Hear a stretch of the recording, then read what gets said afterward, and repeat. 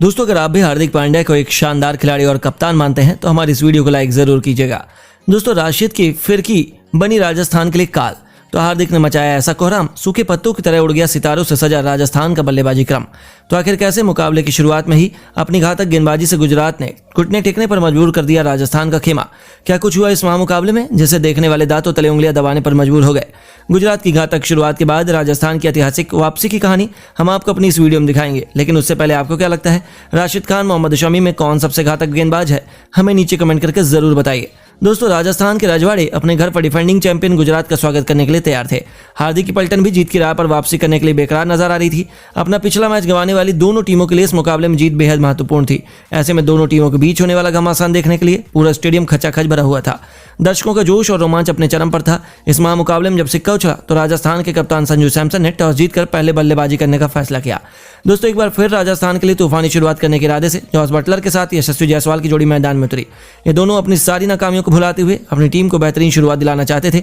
हालांकि मोहम्मद शमी को मार पाना इनके बस की बात नहीं हुई और पहले ओवर में कई बार दोनों बल्लेबाज अपना विकेट गंवाने से बाल बाल बचते हुए दिखाई दिए। एक बार फिर गुजरात के गेंदबाज त्यार बरपाती हुई गेंदबाजी कर रहे थे। ऐसे में शमी के बाद जैसे ही हार्दिक पांड्या गेंदबाजी आक्रमण पर आते हैं, जॉस बटलर तो उन पर टूट कर पड़े। हार्दिक का स्वागत ही उन्होंने खतरनाक चौके से किया था, तो फिर अगली गेंद पर एक और चौका बटोरकर उन्होंने अपने तेवर गुजरात को दिखाने शुरू कर दिए। हालांकि उनकी रणनीति ज्यादा लंबी नहीं चल पाई। कप्तान हार्दिक ने भी ईंट के जवाब पत्थर से देते हुए जॉस बटलर को अपने जाल में फंसा लिया। आपको बता दें, दोबारा बड़ा शॉट खेलने के प्रयास में बटलर गलती कर बैठे और गेंद ने उनके बल्ले का बाहरी किनारा ले लिया, जिसे मोहित शर्मा ने अपने हाथों में थामकर अपनी टीम को पहली सफलता दिला दी। जी हां दोस्तों, एक बार फिर जॉस बटलर गुजरात के सामने बहुत जल्द अपने घुटने टेक गए थे। वह 6 गेंदों पर 8 रन बनाकर वापस लौटे। उनके आउट होने के बाद मैदान में आ चुके थे कप्तान संजू सैमसन। दूसरी तरफ विकेट का असर यशस्वी जायसवाल पर दिखाई ही नहीं दे रहा था। यह बल्लेबाज तो अपने करियर की सबसे शानदार फॉर्म में चल रहा था।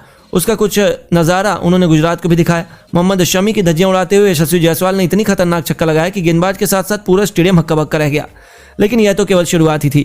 इस ओवर में एक और चौका बटोरकर उन्होंने अपनी टीम को विस्फोटक रफ्तार से आगे बढ़ाना शुरू कर दिया। बहुत जल्द राजस्थान के विकेट की खुशियों को उन्होंने मातम में तब्दील कर दिया। जहां एक छोर से यशस्वी जायसवाल गुजरात के गेंदबाजों पर कहर बनकर टूट पड़े, तो वहीं दूसरी तरफ से संजू सैमसन ने भी अपने हाथ खोलने शुरू कर दिए। जी हां दोस्तों, जैसे ही अगले ओवर में हार्दिक पांड्या गेंदबाजी करने आते हैं, उनका स्वागत ही संजू सैमसन ने खतरनाक चौके से कर दिया था। लेकिन यह तो केवल शुरुआत थी। उसके बाद संजू ने अगली गेंद पर अपने खतरनाक पुल शॉट से गेंद को 90 मीटर से भी अधिक दूर फेंक कर हार्दिक के पसीने छुड़ा दिए थे। वहीं गुजरात के खेमे की तो अभी से हालत खराब होने लगी थी, क्योंकि ये दोनों खिलाड़ी किसी भी गेंदबाज पर कोई रहम करने के लिए तैयार नहीं थे। 5 ओवरों में ही उन्होंने अपनी तूफानी बल्लेबाजी से राजस्थान को 47 रनों तक पहुंचा दिया था। इन दोनों के बीच अच्छी पार्टनरशिप होने लगी थी। तभी हार्दिक ने अपने तुरूप के इक्के राशिद खान को गेंदबाजी में बुलाया और इस खिलाड़ी ने आते ही अपनी टीम को सफलता दिला दी। जी हां दोस्तों, पहले ही गेंद पर 1 रन चुराने के प्रयास में यशस्वी जायसवाल रन आउट होकर पवेलियन जाने पर मजबूर हो गए। यह खिलाड़ी 11 गेंदों पर 14 रन बनाकर वापस लौट गया, जिसके बाद तो पूरे स्टेडियम में सन्नाटा छा गया। वहीं गुजरात ने लगातार दूसरी सफलता हासिल कर ली थी। 6 ओवरों के पावर प्ले में राजस्थान ने 50 रन बना लिए थे। लेकिन दोस्तों, अपने 2 झटकों से राजस्थान उबर पाते उससे पहले ही गुजरात ने कुछ ऐसा कर दिया जिन पर भरोसा कर पाना राजस्थान के लिए नामुमकिन था। आपको बता दें, पावर प्ले खत्म होते ही जोश लिटिल गेंदबाजी में आए थे। उनका बखूबी फायदा उठाते हुए संजू सैमसन ने शुरुआत में ही एक के बाद एक 2 चौके जड़ दिए। लेकिन इसी जल्दबाजी में वह गलती कर बैठे और दोबारा बड़ा शॉट खेलने के प्रयास में गेंद सीधे हवा में चली गई, जिसे हार्दिक पांड्या ने आसान सा कैच लेकर कप्तान संजू सैमसन को भी पवेलियन जाने पर मजबूर कर दिया। इसके बाद तो पूरे स्टेडियम में मातम का माहौल बन गया था, क्योंकि कप्तान संजू सैमसन 20 गेंदों में 30 रन बनाकर वापस लौट चुके थे। गुजरात तो इस मुकाबले में पूरी तरह से शिकंजा कसने के लिए तैयार हो चुकी थी। दोस्तों, उनके आउट होने के बाद बल्लेबाजी करने आए थे अश्विन, लेकिन वह भी ज्यादा देर नहीं टिक पाए। राशिद खान ने अपनी फिरकी से अश्विन को क्लीन बोल्ड कर गुजरात को तहस नहस कर दिया। 9 ओवरों में गुजरात की टीम 67 रनों तक पहुंच चुकी थी, जहां उनके 4 बल्लेबाज पवेलियन की शोभा बढ़ा रहे थे।